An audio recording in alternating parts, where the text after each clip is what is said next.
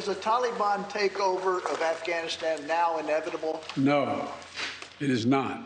Are you willing to get involved militarily to defend Taiwan if it comes to that? Yes. You are.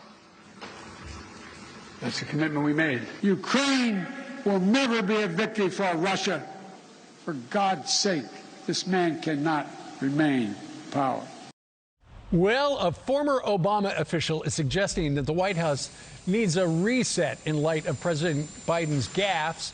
Brett Bruen served as global engagement director during the Barack Obama years. He says, quote, "I used to cringe when Biden took to the podium and never knew what he might say. The reckless riffs still remain, especially when discussing diplomacy." And Brett Bruen joins us right now from the D.C. area. Good morning to you, Brett. Good to be with you. So when he was vice president, you would cringe when he would take the podium because you just never knew what Joe was going to say. And now it continues. But now he is no longer the vice president. He's the president. And this is not helpful.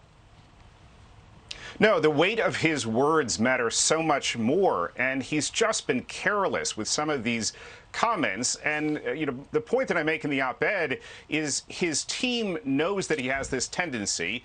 They are ill-prepared when he's made these repeated comments, whether it was on Afghanistan, on Russia, on Taiwan.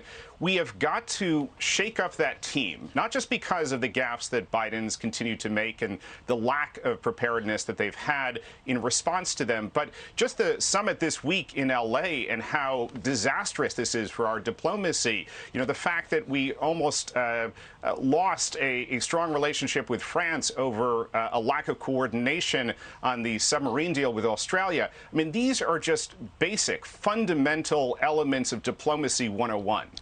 And you're not talking about replacing everybody at the White House, although if you did, you would not be the only person who said that. You're talking about his national security team. And you say that starts with the national security advisor, Jake Sullivan. You say he's got to go.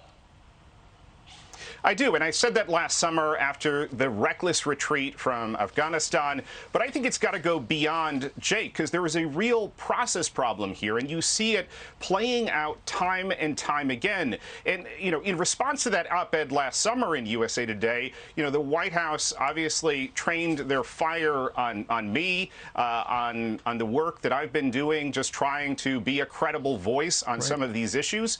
And I think, quite frankly, what we need is to acknowledge some of the problems, because if we don't, we're not going to fix them. Absolutely.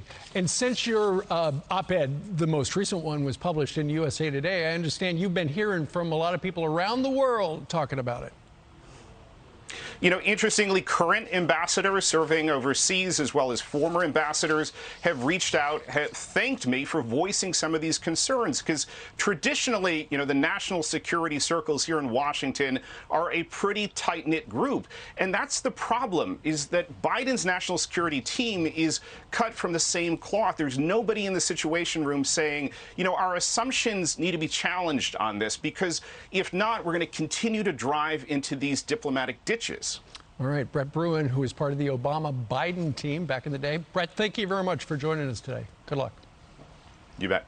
Hey everyone, I'm Emily Campagno. Catch me and my co-hosts Harris Faulkner and Kaylee McEnany on Outnumbered every weekday at 12 p.m. Eastern, or set your DVR. Also, don't forget to subscribe to the Fox News YouTube page for daily highlights.